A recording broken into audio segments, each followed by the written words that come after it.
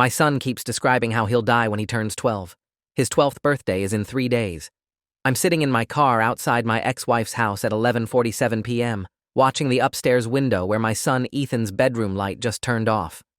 My hands are gripping the steering wheel so hard my knuckles have gone white, and I can't make myself drive away, because 3 hours ago, Ethan looked me dead in the eye and said, "Dad, on my birthday at 3:15 in the afternoon, my heart is going to stop. I'll collapse in the kitchen, and by the time the ambulance comes, I'll be gone.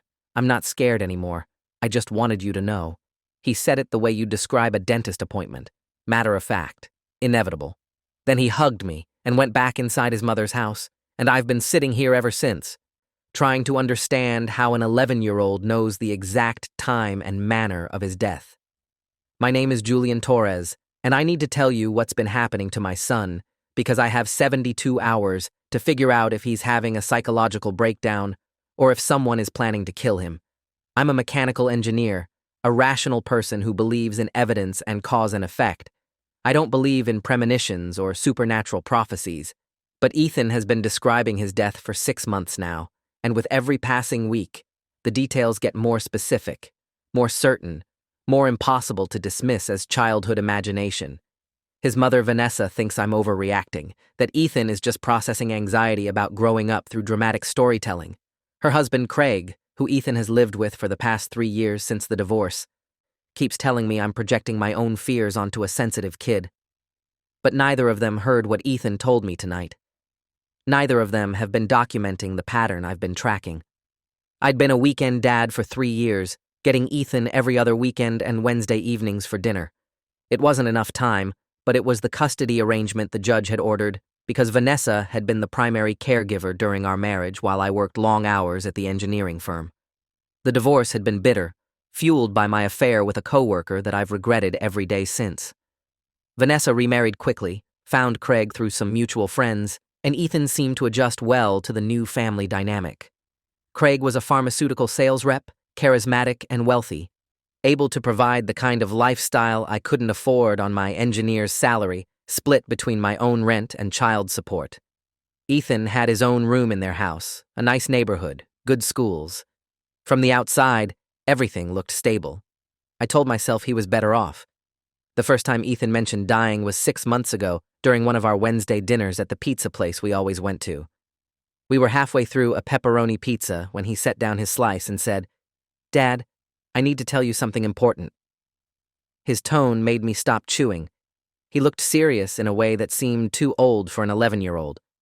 "When I turn 12, I'm going to die. I don't know exactly how yet, but I know it's going to happen. I just wanted you to know so you're prepared." Then he picked up his pizza slice and kept eating like he hadn't just told me he had 6 months to live.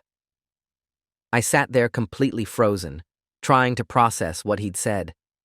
I asked if he was feeling sick, if something hurt, if he'd been to a doctor. He shook his head and said, "No, he felt fine. He just knew. The way you know the sun will rise tomorrow. That's certain." I drove him back to Vanessa's house in a state of complete panic and told her what Ethan had said. She was folding laundry in the living room while Craig watched a basketball game, and both of them looked at me like I was being dramatic. Vanessa sighed and said Ethan had been having nightmares lately, probably from a horror movie he'd watched at his friend's house. She'd already talked to him about it. Craig chimed in without looking away from the TV, saying kids Ethan's age went through phases where they were fascinated by death and mortality. It was developmentally normal. He'd probably read something online or heard older kids talking. I wanted to believe them, wanted to think this was just kid stuff that would pass. But something about Ethan's certainty had made my stomach drop, and I couldn't shake the feeling that this was different. The second time he mentioned it was 2 weeks later during our weekend together. We were building a model rocket in my apartment when he suddenly stopped gluing a fin and looked at me. "I figured out more about it, Dad. About when I die. It's going to be on my 12th birthday in the afternoon. I'm going to be at home, at Mom and Craig's house. Something happens with my heart." He touched his chest. "It just stops working.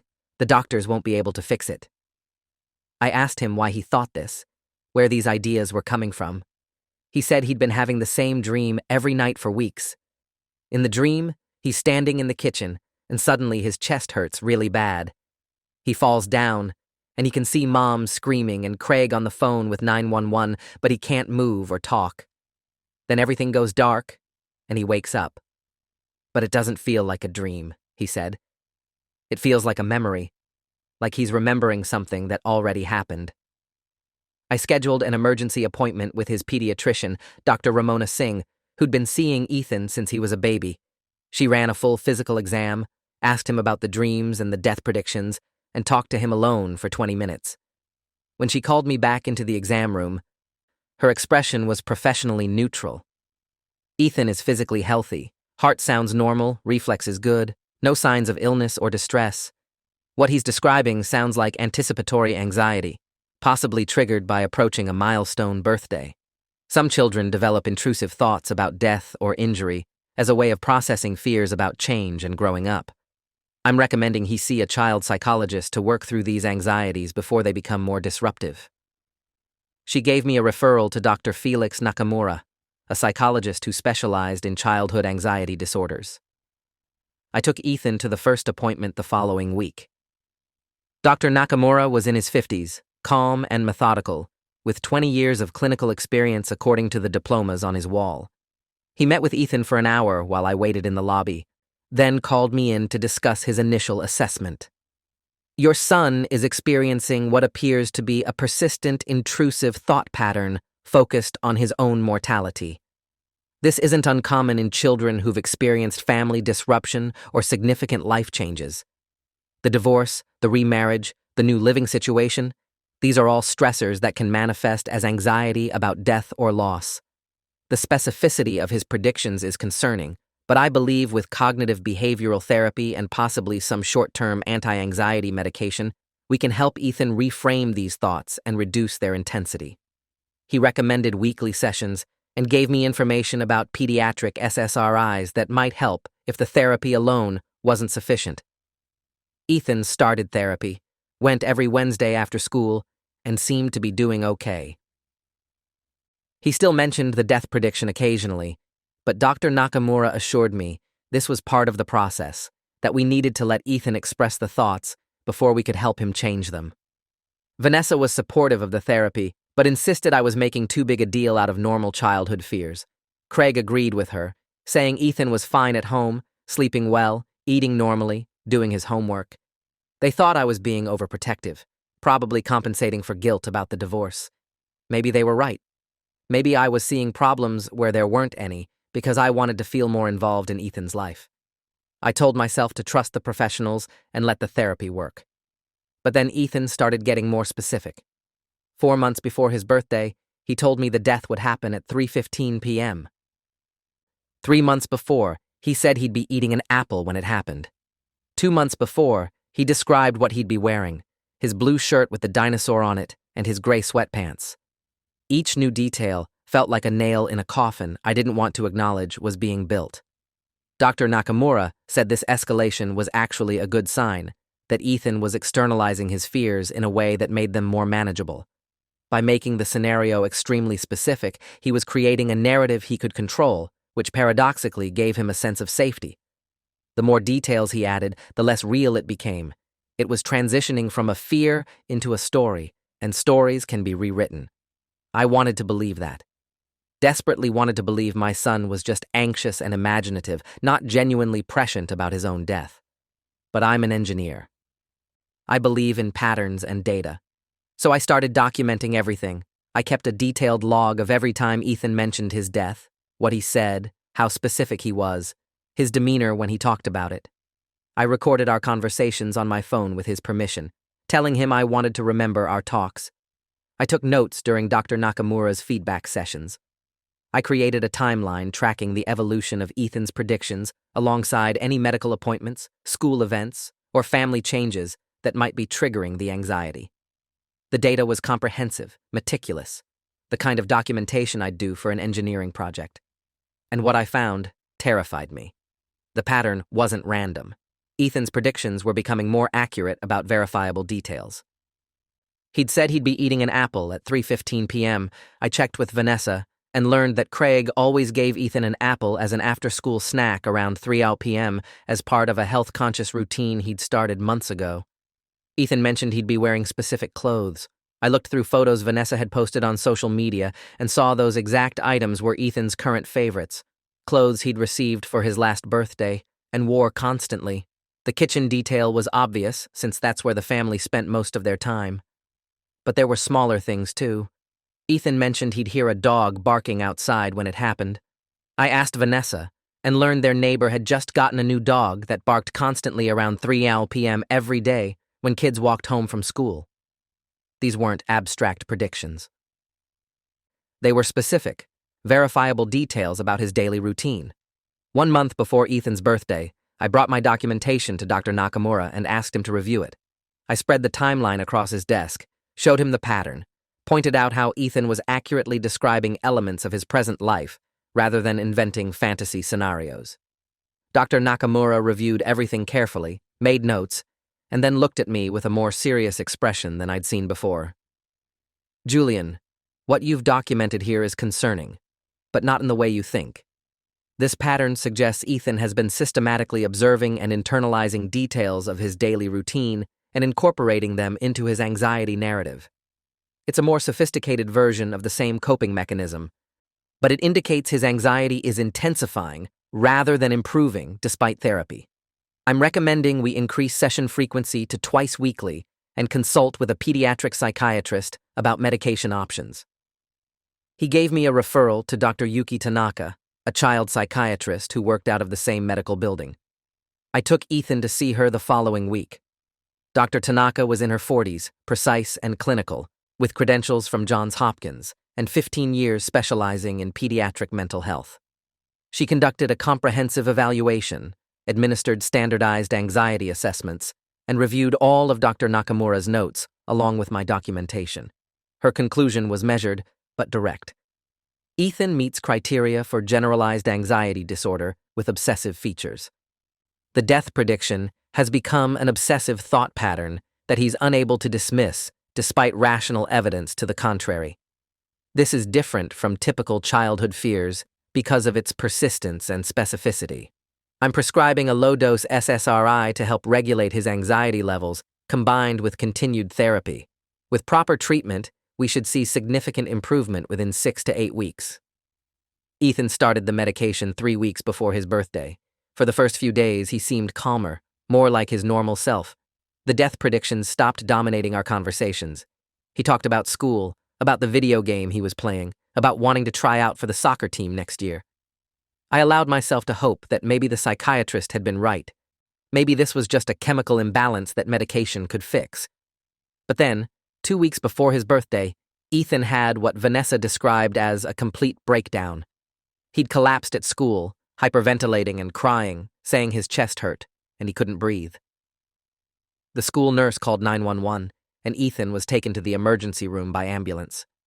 I met Vanessa and Craig at the hospital, where doctors had already ruled out a heart attack or any cardiac issues. Ethan's heart was completely healthy. The ER physician, Dr. Leonard Wu, explained that Ethan had experienced a severe panic attack, likely triggered by the stress of anticipating his birthday and the persistent anxiety about death. They kept him for observation for 6 hours, ran additional tests, and ultimately sent him home with instructions to follow up with his psychiatrist immediately. Dr. Tanaka adjusted his medication dosage and added a short-term benzodiazepine for acute anxiety episodes. She told us the panic attack was actually a positive development, in a strange way. It meant Ethan's anxiety was breaking through to a conscious level where we could address it directly, rather than remaining as a low-level obsessive thought pattern. But something about the hospital visit bothered me. I'd arrived before Vanessa and Craig and had been with Ethan alone for about 15 minutes before they showed up. In that time, Ethan had grabbed my hand and whispered, "Dad, this wasn't the real thing. This was just practice. The real thing happens in 10 days at home. You have to believe me. Something is wrong with my heart, even if the doctors can't see it yet." His certainty was unshakable, and for the first time, I wondered if maybe we were looking at this all wrong. What if Ethan wasn't having anxiety-induced predictions? What if he was experiencing actual symptoms of a medical condition that standard tests weren't catching? I started researching cardiac conditions in children, obscure heart problems that might cause symptoms Ethan was experiencing without showing up on standard ECGs or echocardiograms. I found dozens of rare conditions: long QT syndrome, Brugada syndrome, arrhythmogenic right ventricular cardiomyopathy. I printed out medical journal articles and brought them to Dr. Singh, Ethan's pediatrician, asking if we could do more specialized cardiac testing. She was patient but firm. "Julian, we've done extensive cardiac workups on Ethan. His heart is structurally and electrically normal. The panic attack was psychological, not cardiac. I understand you're frightened by his predictions, but pursuing more medical tests at this point would actually reinforce his anxiety rather than address it. The best thing you can do is trust his mental health team and support the treatment plan they've developed." I tried to follow her advice, tried to trust the professionals, but I couldn't shake the feeling that everyone was missing something obvious. 1 week before Ethan's birthday, I took him out for our weekly dinner and asked him directly if he'd been experiencing any physical symptoms: chest pain, irregular heartbeat, shortness of breath, anything that might indicate a real medical problem. He thought about it carefully before answering. "Sometimes my chest feels tight, like there's pressure, and sometimes my heart beats really fast for no reason. But Mom says that's just the anxiety. Craig says I need to breathe through it and not focus on my body so much. Dr. Tanaka says the medication will help. But Dad, I know the difference between feeling anxious and feeling like something is physically wrong. This is wrong. Something in my body isn't working right." I made an executive decision that night. I scheduled an appointment with a pediatric cardiologist without going through Dr. Singh, using my insurance directly. Dr. Patricia Lim was a specialist at the Regional Children's Hospital with 30 years of experience in complex cardiac cases. I took Ethan to see her 3 days before his birthday, bringing all his previous test results and medical records. Dr. Lim reviewed everything, conducted her own examination, and ordered a new round of tests, including a cardiac MRI and a 48-hour Holter monitor to track his heart rhythm continuously.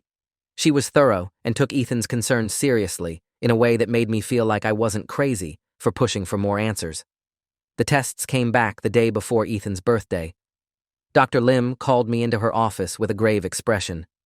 "Mr. Torres, I've reviewed all of Ethan's cardiac imaging and monitoring data. I need to tell you something that's going to be difficult to hear. Your son's heart is completely normal. There is no structural abnormality, no electrical problem, no indication of any cardiac disease whatsoever. What Ethan is experiencing is somatic manifestation of psychological distress. His anxiety is creating physical sensations that feel real to him but have no organic basis.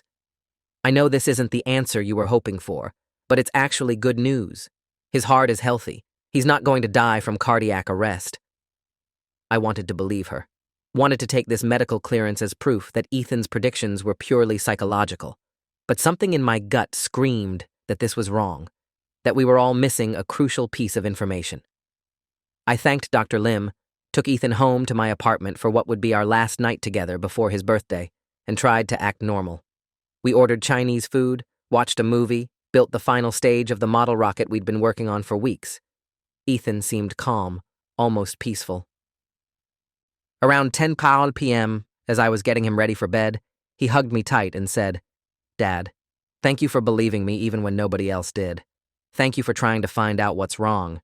Tomorrow is going to be scary, but I'm glad I got tonight with you." I held him and promised nothing was going to happen to him tomorrow, that all the doctors said he was healthy, that his anxiety was lying to him. He smiled sadly and said, "I know that's what they think. But Dad, the dreams have been so clear. I've lived through tomorrow 100 times in my sleep. At 3:15 p.m., while I'm eating an apple in the kitchen at Mom's house, my heart is going to stop. I'll collapse, and by the time the ambulance gets there, it'll be too late. I'm not scared anymore. I just need you to know that it's not your fault. You did everything you could." Then he went to sleep in my guest room, and I spent the entire night sitting in a chair watching him breathe, counting each breath like it might be his last. At 8:00 a.m. on Ethan's 12th birthday, I drove him to Vanessa's house per our custody agreement. She'd planned a small party for that evening with some of his friends from school, and Ethan seemed excited about it, talking about the cake she'd ordered and the presents he thought he might get. When we pulled up to the house, Craig was outside watering the garden. He waved cheerfully, and Ethan ran up to show him the model rocket we'd completed. The scene was so normal, so mundane, that I almost convinced myself I'd been overreacting for 6 months. This was just a birthday. Ethan was fine. The predictions had been anxiety. And now that the day was actually here, nothing terrible would happen. But as Ethan was walking toward the front door, he turned back to look at me with an expression I'll never forget. Fear and acceptance mixed together. He mouthed, "I love you, Dad," and then went inside. I sat in my car for a long moment, my heart hammering, before forcing myself to drive away. I'd promised Vanessa I wouldn't hover, wouldn't reinforce Ethan's anxiety by treating his birthday like a medical emergency. But every cell in my body was screaming at me not to leave. At 10 a.m., I was at my office trying to focus on work and failing completely. At noon, I texted Vanessa asking how Ethan was doing. She responded with a photo of him eating birthday pancakes at lunch, smiling at the camera. "He's perfect. Stop worrying." At 2:45 p.m., I couldn't take it anymore. I told my supervisor I had a family emergency and left work, driving straight to Vanessa's house. I was breaking our agreement, probably violating some custody boundary, but I didn't care. I needed to be there at 3:15 p.m., needed to see with my own eyes that nothing happened. When I pulled up to the house at 3:08 p.m., everything looked quiet. Craig's car was in the driveway. I could see through the kitchen window that someone was moving around inside. I sat in my car, watching the clock on my dashboard tick forward. 3:10, 3:12, 3:14. My hands were shaking so badly I could barely hold my phone. At exactly 3:15 p.m., I heard screaming from inside the house. Not Ethan's scream, Vanessa's. High-pitched, panicked, the kind of sound that only comes from absolute terror. I was out of my car and running toward the house before my brain could process what I was doing. The front door was unlocked and I burst into the kitchen to find Ethan collapsed on the floor, unconscious, an apple rolling away from his limp hand. Vanessa was on her knees beside him, screaming his name. Craig was on the phone with 911, his face pale, saying their son wasn't breathing and they needed an ambulance immediately. I dropped to the floor and started CPR, doing chest compressions the way I'd learned in a first aid class years ago, counting out loud, begging Ethan to wake up. His skin was already turning grayish, his lips blue. Vanessa was sobbing. Craig was giving the dispatcher their address, and I was compressing Ethan's chest and breathing into his mouth, over and over, while my mind screamed that this couldn't be happening. That all the doctors had said his heart was fine, that this was supposed to be anxiety, not reality. The ambulance arrived within 6 minutes, paramedics taking over, loading Ethan onto a stretcher, continuing CPR in the back of the ambulance. Vanessa rode with them.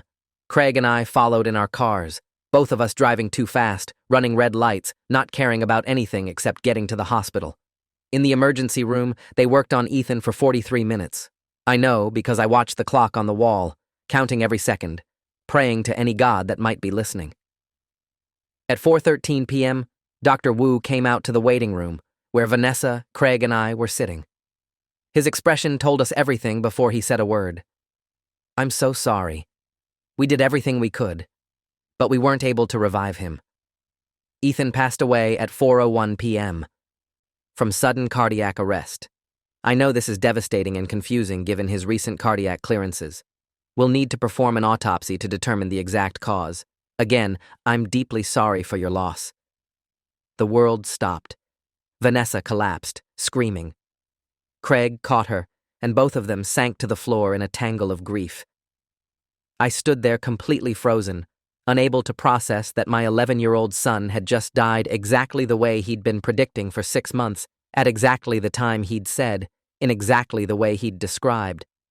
The rational part of my brain that believed in evidence and cause and effect shattered completely. Ethan had known. Somehow, impossibly, he had known he was going to die, and none of us had been able to stop it. They let us see him one last time. He looked peaceful, like he was sleeping. Still wearing the blue dinosaur shirt and gray sweatpants he'd described months ago. I held his hand, which was already getting cold, and whispered that I was sorry I couldn't save him. Sorry I hadn't believed him enough, sorry for everything. Vanessa was hysterical, Craig was in shock, and I was numb. Completely empty. We left the hospital separately, unable to comfort each other, each drowning in private grief. The autopsy took 3 days.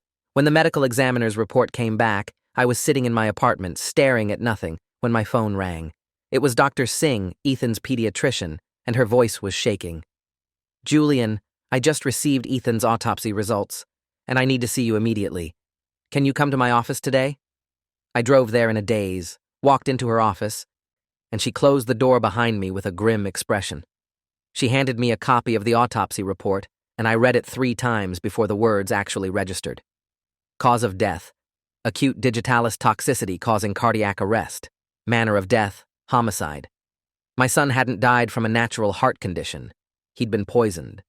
Dr. Singh explained that digitalis was a cardiac glycoside derived from foxglove plants, historically used as a heart medication but extremely dangerous in high doses. It could cause fatal cardiac arrhythmias and heart failure. The toxicology report showed Ethan had lethal levels in his system, far beyond anything that could be accidental. Someone had been giving him digitalis deliberately, probably over an extended period, which would explain the chest pains and irregular heartbeat he'd been experiencing for months. The symptoms had been real. His body had been warning him he was being poisoned, and he'd interpreted those warnings as premonitions of death. I called Detective Laura Finch, the homicide investigator assigned to the case. She was in her early 50s, 23 years with the police department, and specialized in domestic violence and child abuse cases. She met with me at the station, took my statement, and asked detailed questions about Ethan's living situation. Who had access to him? Who prepared his food? Who would have motive? I told her about the custody arrangement, about Vanessa and Craig, about how Ethan had been describing symptoms for months that we'd all dismissed as anxiety. Detective Finch took extensive notes and said she'd be interviewing everyone in Ethan's life. They searched Vanessa and Craig's house the next day with a warrant. What they found made national news. In Craig's home office, hidden in a locked filing cabinet, they discovered a $500,000 life insurance policy on Ethan that Craig had taken out 6 months ago without Vanessa's knowledge. They found internet search histories on Craig's laptop about digitalis poisoning, symptoms of cardiac arrest in children, and how to make deaths look natural. They found a small vial of pharmaceutical-grade digitalis hidden in his desk drawer, labeled as a blood pressure medication, but actually pure poison. And most damningly, they found a journal where Craig had documented his plan. The journal entries were methodical, chilling. Craig had been systematically poisoning Ethan for 6 months, adding small doses of digitalis to his daily apple snack, carefully calibrating the amount to cause escalating symptoms without immediate death. He'd researched the psychological effects of chronic poisoning, knew it could cause anxiety and intrusive thoughts. He'd planned to kill Ethan on his birthday, making it look like a tragic sudden cardiac death that no doctor could have predicted. The life insurance policy would pay out double for accidental death.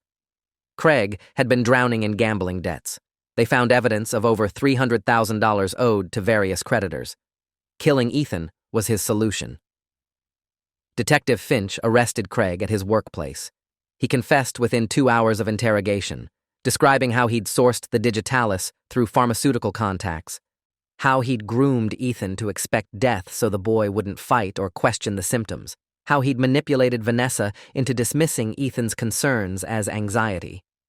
He'd been coaching Ethan through conversations at home, subtly reinforcing the death predictions, making the boy believe his own intuition was prophecy when really Craig was just telegraphing his murder plan. Ethan's dreams hadn't been precognitive. They'd been his subconscious processing the deliberate poisoning and Craig's psychological manipulation. Craig was charged with first-degree murder, insurance fraud, and child abuse.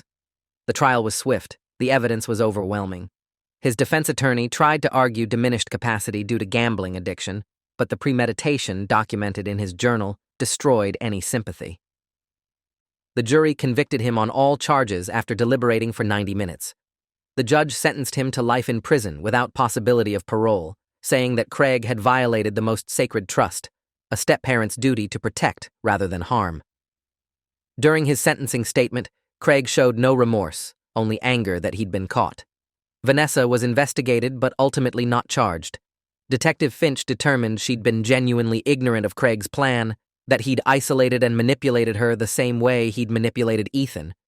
But she'd never forgive herself for dismissing Ethan's concerns, for trusting Craig over her own son. She and I barely spoke after the trial.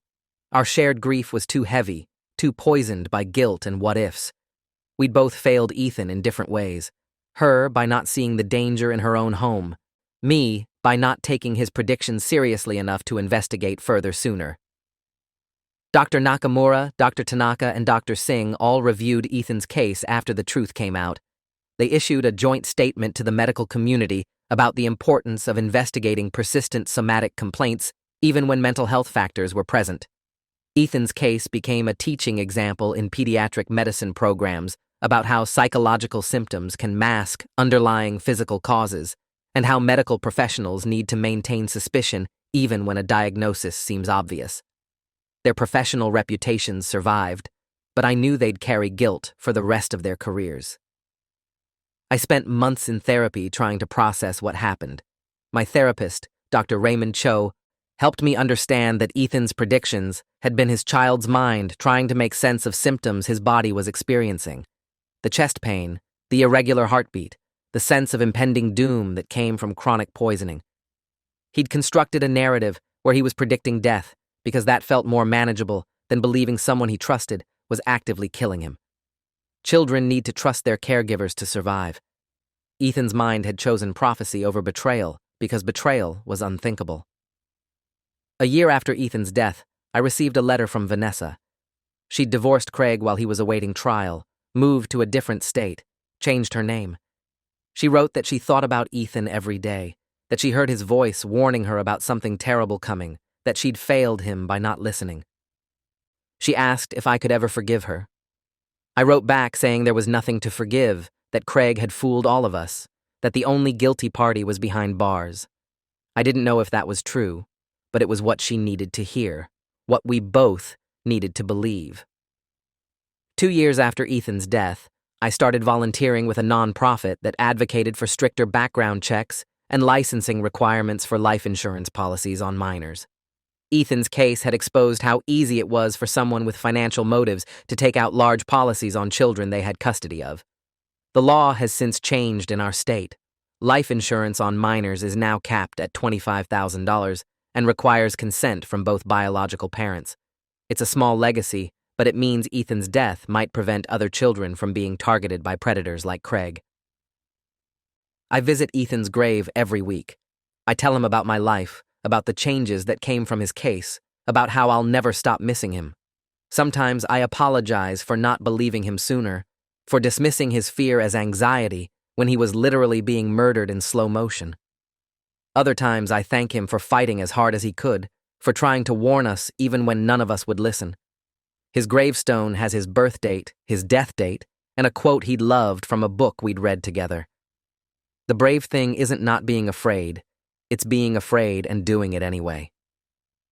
3 years after Ethan's death, I'm sitting in my apartment late at night when I get a call from Detective Finch. Craig has been found dead in prison.